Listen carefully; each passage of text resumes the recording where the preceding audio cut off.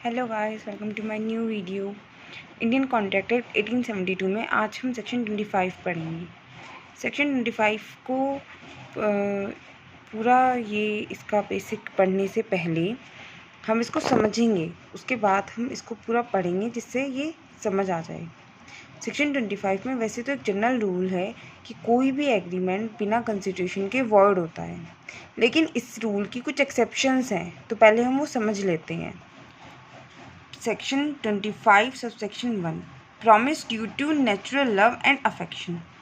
कोई भी प्रॉमिस हमने करा वो नेचुरल लव और अफेक्शन के द्वारा हुआ। जैसे मैं अपने भाई को प्रॉमिस करती हूँ कि मैं उसको कुछ प्रॉपर्टी में हिस्सा दूंगी, तो फिर वो नेचुरल लव और अफेक्शन से हुआ। इसमें एक केस आया राजलक की दाबी वर्सेस भूतनाथ मुखर्जी। इस केस में क्या हुआ, ये हस्बैंड वाइफ थे, हस्बैंड वाइफ, जिसमें भी नियर रिलेशन ही था, है तो पास का ही रिलेशन, जिसमें लव भी है अफेक्शन भी है। लेकिन इन दोनों की आपस में बहुत डिसएग्रीमेंट्स थे, बहुत लड़ाइयाँ थी। हस्बैंड और वाइफ दोनों डिसाइड करते हैं कि वो दोनों अलग रहेंगे एक दूसरे से। फिर हस्बैंड कहता है कि मैं लिखकर, राइटिंग में कहता है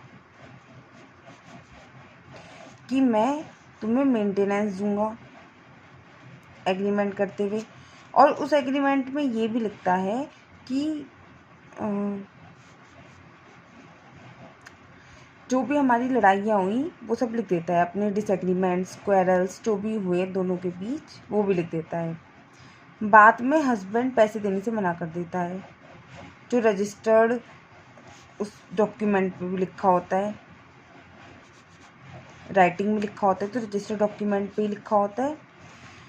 तो ये फिर वो राजलक की ताबी जाती है, वो के कोर्ट में केस करती है। तो कोर्ट का फैसला ये होता है कि हस्बैंड बाउंड नहीं है पे करने के लिए due to promise due to natural love and affection. जब यहाँ पे कोई नेचुरल लव है ही नहीं, कोई अफेक्शन है ही नहीं, आपस में दोनों की लड़ाई हो रही है, दोनों अलग रह रहे हैं, तो इसके अंडर उसको कोई कंपनसेशन नहीं मिलेगा, ना ही उसकी वाइफ कुछ क्लेम कर सकती है।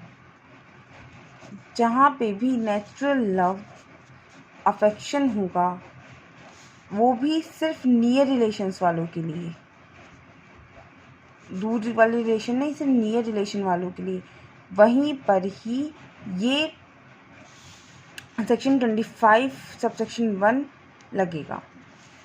अब इसमें सेक्शन 25 सबसेक्शन 2 क्या कहता है, कंपनसेशन देना फॉर पास वॉलंटरी सर्विसेज। जैसे हम कोई भी पहले समझ लेते हैं, जैसे किसी ने मुझसे कहा कि किसी का पर्स मुझे मिला रास्ते में, जैसे A's purse found out on the road by B. A का पर्स बी को मिला, बी ने ए को जाके वो पर्स रिटर्न कर दिया, रिटर्न हो गया बी का पर्स। फिर बी कहता है मैं तुम्हें 50 रुपये इनाम दूंगा क्योंकि तुमने मेरा पर्स मुझे लौटा दिया। तो इसमें क्या है, इसकी ये सर्विस पास वॉलंटरी है, ना तो इसको ये बात पता थी कि ये मुझे 50 रुपये देगा मैं अगर ये काम करूँगा। तो ये पढ़ते हैं when something has been done, जब कुछ भी होता है at the desire of promisor की इच्छा के अनुसार, that constitute a good constitution, जो एक कंस्टिट्यूशन बनाता है in respect of a subsequent promise to compensate what has been already been done, जो पहले ही हो चुका है।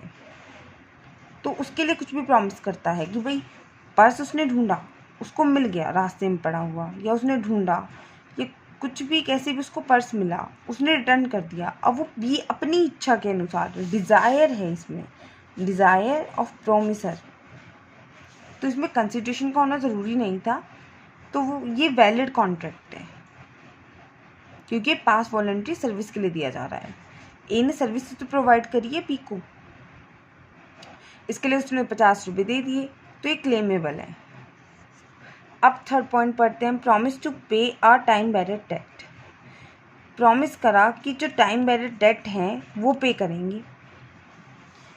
अब इसमें क्या होता है, में एक केस आता है तुलसीराम वर्सेस सेम सिंह का।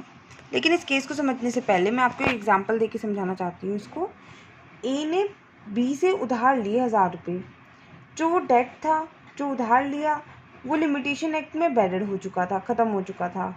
अब ए ने साइन किया, एक लिखित में प्रॉमिस, रिटर्न प्रॉमिस करा बी को कि वो 500 रुपये देगा जो उधार लिया था। ये कॉन्ट्रैक्ट में ए बाउंड है पे करने के लिए 500 रुपये। अब इसमें एक केस आया तुलसीराम वर्सेस सेम सिंह का। इसमें क्या हुआ, एक्सपायरी हो गई टाइम की, 3 साल के एक्सिक्यूशन की प्रॉमिसरी नोट के एक्सपायरी हो गई। डिफेंडेंट ने फिर एंडोर्स किया on the back of the note itself, उसने उसी प्रॉमिसरी नोट के पीछे लिख दिया, I accept this pronote and it is valid for next 3 years. मैं इस प्रोनोट को, इस प्रॉमिसरी नोट को एक्सेप्ट करता हूँ और ये 3 साल तक वैलिड रहेगा। तो इसमें दिल्ली हाई कोर्ट ने ये कहा कि जो एक्नॉलेजमेंट है इस प्रोनोट का, इसमें ये तो कहीं लिखा ही नहीं कि वो पे करेगा, प्लेंटिफ पे करेगा डिफेंडेंट को टाइम बैरियर डेट। तो इसीलिए ये जो टाइम बैरियर डेट था वो लायबल नहीं हुआ। इसमें डिफेंडेंट केस जीत गया और प्लेंटिफ तुलसीराम हार गया, क्योंकि तुलसीराम ने डिफेंडेंट ने सेम सिंह ने ये नहीं लिखा था कि मैं प्रॉमिस वाली बात नहीं लिखी थी कि वो पैसे पे करेगा, रिटर्न करेगा। तो इसीलिए तुलसीराम ये केस हार जाता है, प्लेंटिफ ये केस हार जाता है और सेम सिंह जीत जाता है। अब हम ये तीनों पॉइंट्स सेक्शन 25 में पढ़ेंगे। Section 25, agreement made without consideration is void unless, void होगा अगर ये 3 कंडीशन नहीं होती तो। पहली condition, it is expressed in writing and registered under the law. अभी मैंने पीछे ही बताया था कि राइटिंग में होना चाहिए और रजिस्टर्ड होना चाहिए लॉ के under. For the time being enforce for the registration of document and is made on account of natural love and affection between parties standing in a near relation to each other. Near relation होना बहुत ज़रूरी है। एक तो natural love और affection से parties के बीच में तब ही होगा ये कॉन्ट्रैक्ट। और राइटिंग में रजिस्टर्ड होना चाहिए, इम्प्लाइड कॉन्ट्रैक्ट नहीं होगा, ये रिटन होगा और राइटिंग में होगा और रजिस्टर्ड भी होगा लॉ के अंडर। सेकंड पॉइंट, इसमें ही राजलक की दाबी वाला केस है वो आएगा। ये सेक्शन 25 सब सेक्शन 1 का केस है। अब सेक्शन 25 सब सेक्शन 2 क्या कहता है, it is a promise to compensate wholly or in part, या तो पूरा कंपनसेट करना या फिर आधा एक बंदे को जिसने voluntary done something for the promiser or something which the promiser was legally compellable to do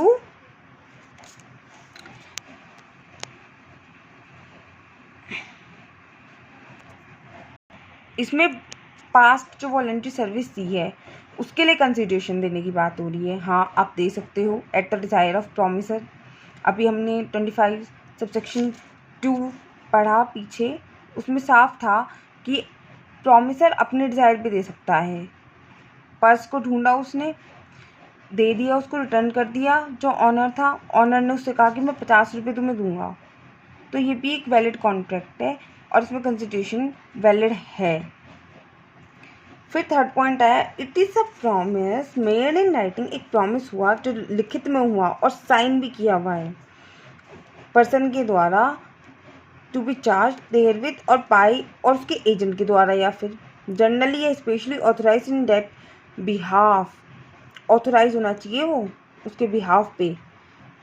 पे करने के लिए, चुकाने के लिए, wholly or part a debt of which the creditor might have enforced but the law for the limitation of suits.